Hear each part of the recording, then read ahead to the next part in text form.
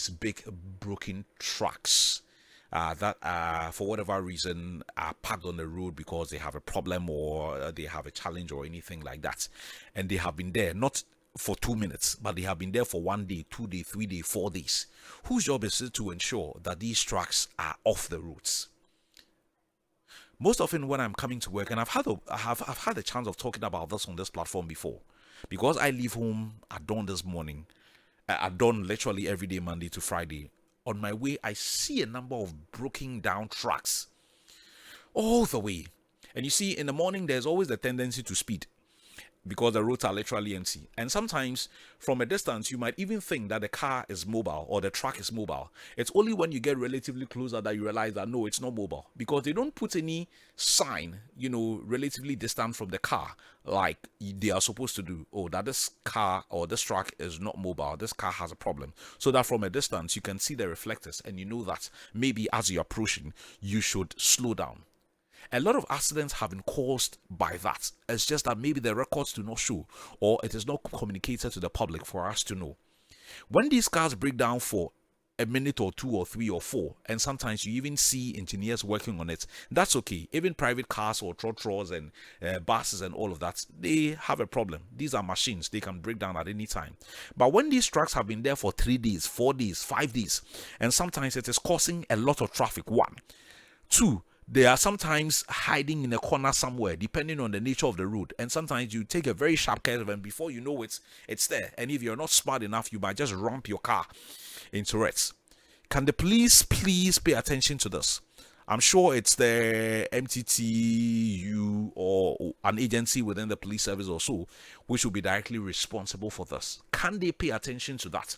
Because I think it is causing a fair bit of problems for a lot of people. They may not talk about it, but I see that almost every day. Then the second thing I want to talk about, I don't know how it happened, but 20 years ago, we didn't have Pragya cars in Ghana. We didn't have them. Now they are everywhere. My problem is not the fact that they are even everywhere, but my problem is two faults. They barely obey any traffic regulations. They barely. Just like the motorcycles, they barely operate any, they don't care whether it's red, yellow, green, they are moving. They just don't care. 2, they are driving anyhow. Again, they just do not care. 3, a lot of them have now become an avenue for carrying a lot of rubbish. Now, this is the thing. Maybe we are not paying attention to the public health conversations about this. A lot of them are carrying these rubbish, and the rubbish is overly exposed. And they are driving on main streets morning, afternoon, evening, night. And you are driving past them, they are not covered. You are inhaling all kinds of things. They are using major highways and nobody is stopping them. Nobody is checking them. Meanwhile, we have a lot of officers or agencies from various bodies almost always by the roadside. And maybe, just maybe, instead of focusing on the coins or the 2 cedis or the 3 cedis or the 5 cedis that you get from drivers, you pay attention to those things as well. I don't know whether that falls within their ambits. But you see them morning, afternoon, evening, night, overly exposed, and sometimes it's so loaded, and some of the rubbish are even falling out of these cars, and they end up on the streets, and someone has to come and clean them again. We say we want to make Accra clean. The number of Pragyas that ply our roads, morning, afternoon, evening, night, traffic, and the embarrassment it causes for first-time visitors is most unfortunate. Whose responsibility is it to ensure that that is off our streets? And to make it worse, now they are competing on highways. From what we gather, the accident at Ofankor barrier was probably caused by one of these cars. Now they are competing on highways. How did we get here?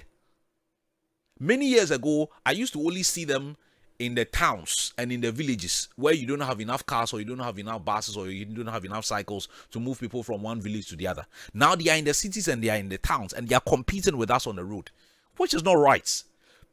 You won't see this anywhere.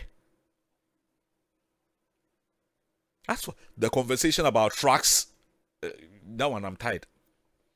Elsewhere, you'd only see some of these big trucks at a certain point in the day because they are conveying goods. So somewhere after 10 p.m. to somewhere around 4 a.m. And I'm told that that is the rule. But we see them 24/7. Who is paying attention to all of these things? Who is paying attention to them? Is it a case of nobody cares as usual? Or what exactly? Then to make it worse, in addition to what the pragyas are doing, the big trucks themselves. If you happen to be driving past an overhead, you would see that there is an inscription at the top of the overhead, 5.5 meters. That should tell you that if you're a truck and you have loaded to a certain point, you may probably not be able to use that overhead. And we have a few of them all over the cities and even outside of Accra. Sometimes you would see a truck and the load on the truck. I've just seen a video of a very sad one that has caused a lot of traffic at Circle in the last 24 hours. This truck that was so full to the brim, clearly more than the 5.5, and got stuck under one of the bridges, and it's causing crazy traffic over there. Meanwhile, in that same video, there were police people or MTTU officers standing by the road, and nobody paid attention to that truck. That truck came from God knows where, and would have gone through so many barriers, would have gone through so many routes before ending up at Circle. So the MTTU officers or the police officers standing by the roadside, they didn't see that truck, and they didn't realize that it was overloaded, and it couldn't go beyond a certain point, and that car had to be stopped or had to be arrested. We take a lot of things for granted in this country, a lot. And sometimes it's either people who are tired, or maybe they talk about it and they see very little responses. And once they are not seeing much, they honestly do not care. They just let it go. They just let it go. And hope that at some point maybe things will change. It looks like people have given up on a lot of very simple things in this country. Maybe, just maybe, someday things will change. Well, the phone lines have been activated. You can give me a call and share your thoughts strongly with me.